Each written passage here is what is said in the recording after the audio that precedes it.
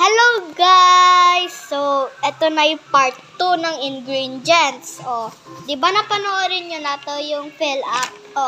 Ingredients naman. Lalagay ko na naman dito sa papel na to. Lalagay ko na naman sa papel na to, ha?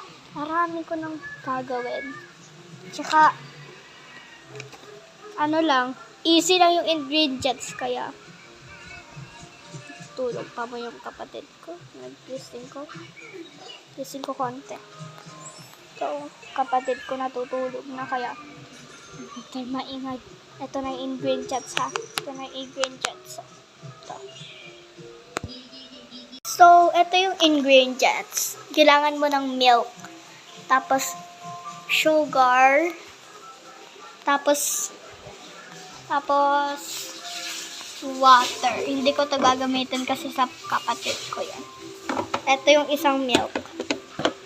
Ito yung isang milk niyan eh. Pero naging sa akin na. Nagbili ako sa Genera. Ito yung, meron pa nakatira doon kung naubos na. Ito, milk, sugar, tubig. Yun lang yung kailangan ko ate. Tsaka, i-use ko yung kamay ko. Kaya, yun lang. So, yun lang. Kaya, balik na tayo sa normal. Narinig nyo yung ingredients? Diba? Narinig nyo na yung ingredients? Diba? Narinig nyo na? Tsaka yung flavor pala ay milk. Kailangan nyo rin ng milk. Yung ganun, no? Yung pinakita ko sa ano. Ayun, no? Ayun, no? Yung white na yun, no? Hindi to X. Ayun, no? Kaya yun lang. Sa part 3 na, ha? Bye-bye. Sa part 3 na ata yung final na yun. Kaya, bye-bye na. See you in next part 3.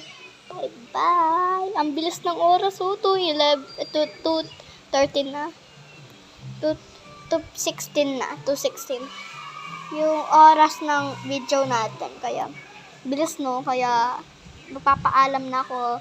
Bye-bye. Sa part 3 na yan, ha. Final na yung video na yan. Kaya, bye-bye.